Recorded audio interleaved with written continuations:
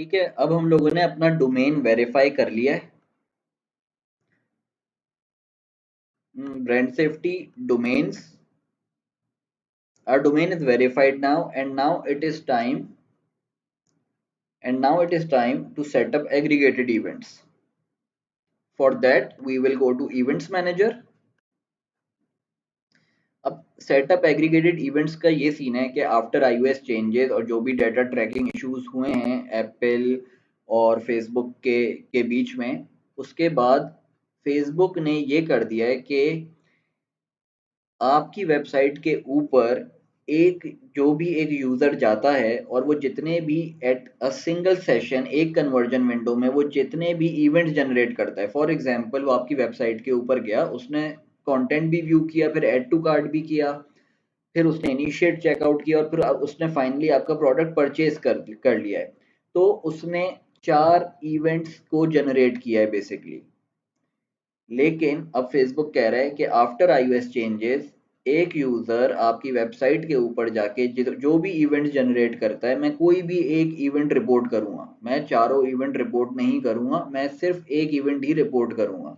तो आप मुझे बता दो कि आपके लिए नंबर 1 प्रायोरिटी इवेंट कौन सा है और लीस्ट प्रायोरिटी इवेंट कौन सा है, ताकि मुझे पता हो कि मुझे आपको आपका मोस्ट प्रायर इवेंट रिपोर्ट करना है। ठीक है, अब इसकी एग्जांपल आप इस तरीके से समझ लें कि एक कस्टमर, फॉर एग्जांपल एक ई कॉमर्स बिजनेस के लिए परचेज सबसे ज़्यादा इंपॉर्टेंट है।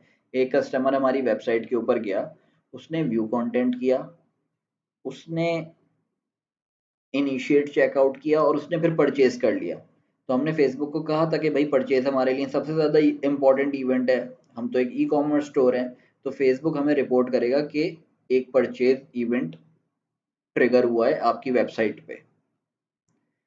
अब आप समझ लें कि अब ये तो एक एग्जांपल हो गई कि परचेज हमारा सबसे प्रायर इवेंट है। उसके बाद जो हमारा सबसे प्रायर इवेंट था, जैसे कि हमने कह दिया, दैट इज इनिशिएट चेकआउट।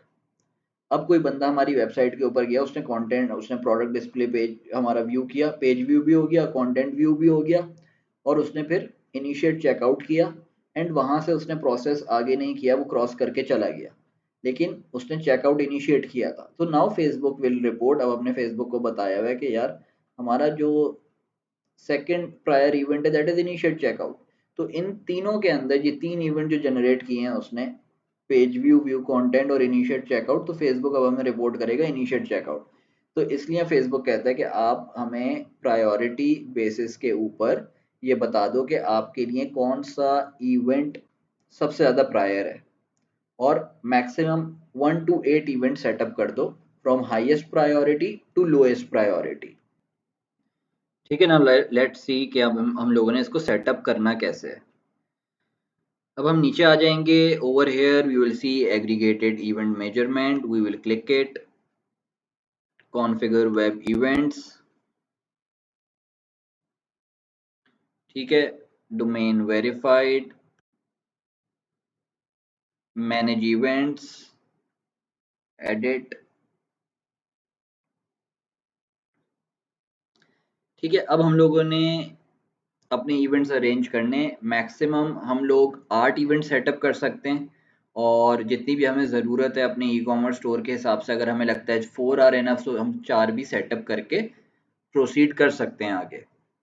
ठीक है, सबसे पहले हमने, अच्छा मैं हाईएस्ट प्रायोरिटी इवेंट किसको कहता हूँ, आप इस तरीके से समझ लें कि जो परचेज कंप्लीट होने का जो एक्शन प्रोसेस है ना, उसमें जो इवेंट सबसे आखिरी में जनरेट होता है, ट्रिगर होता है, मैं उसको हाईएस्ट प्रायोरिटी के ऊपर रखता हूँ। फॉर एग्जांपल सबसे एंड में परचेज इवेंट ट्रिगर होता है, so that will be my highest priority. उसके बाद इनिशिएट चेकआउट, उसके बाद ऐड टू कार्ट, उसके बाद व्यू कंटेंट, उसके बाद कोई और। ठीक है, तो यहाँ पे हमने अपना पिक्सल सिलेक्ट कर लिया है।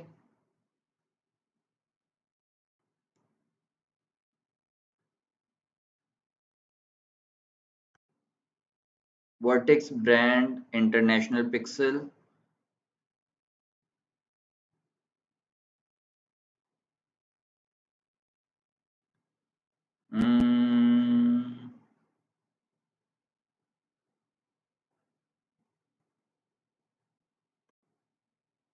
परचेज, ठीक है। अच्छा, वैल्यू ऑप्टिमाइजेशन, यहाँ पे जब हमने परचेज सेलेक्ट किया तो यहाँ पे एक ऑप्शन आ गया ऑन करने का, value optimisation. What is value optimisation? Value optimisation is not eligible to be turned on for the pixel. To turn on value optimization, make sure your pixel is sending and optimizing for purchase events, and wait until it has generated 30 plus optimized purchases and has at least two distinct values in last 7 days। अच्छा, अगर हम लोग एक store operate कर रहे हैं जिसके अंदर हमारे एक तो प्रोडक्ट, ये तो कह रहे हैं कि अगर वैल्यू ऑप्टिमाइजेशन आपने ऑन करना है ना, तो सबसे पहले आपको रूल नंबर 1, 30 परचेजेस पिक्सल के ऊपर रिकॉर्डेड होने चाहिए in last 7 days. Rule number 2 जो कि ये है कि टू डिस्टिंक्ट वैल्यूज हों, मतलब कि आपका एक बाइंग हुई हो 2500 रुपये की और दूसरी बाइंग हुई हो 8-10 हज़ार रुपये की।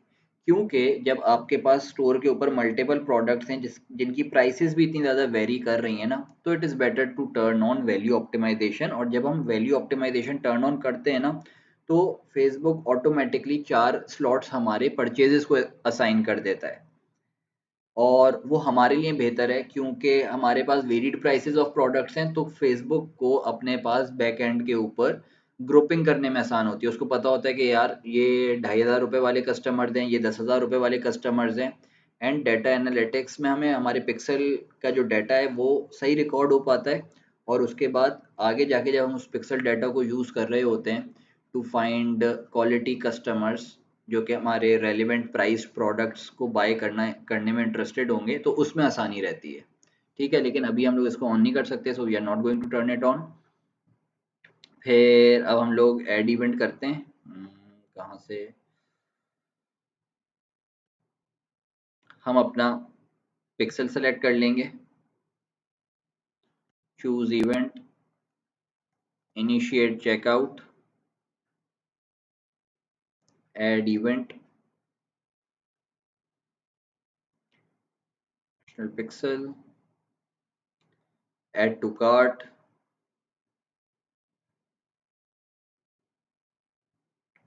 Vertex brand international pixel,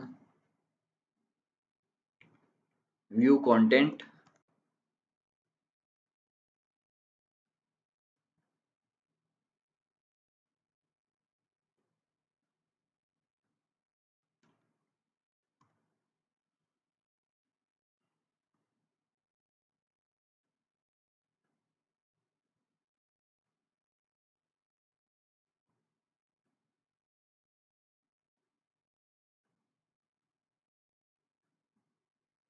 add payment info कर लेते हैं,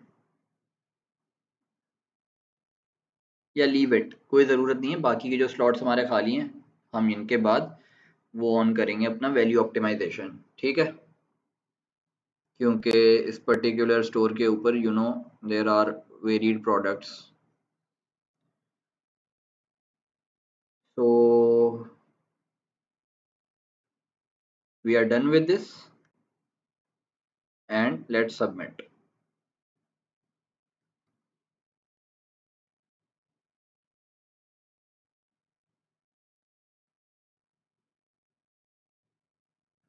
Event configuration changes will be applied to vertexbrand.com. You must wait 72 hours to make another change to this configuration। ठीक है, इसके बाद हम लोगों ने इवेंट्स कॉन्फ़िगर कर दिए, 4 अपने इवेंट्स हम लोगों ने कॉन्फ़िगर कर दिए। ऐसे हम लोग एग्रीगेटेड इवेंट्स को सेटअप करते हैं।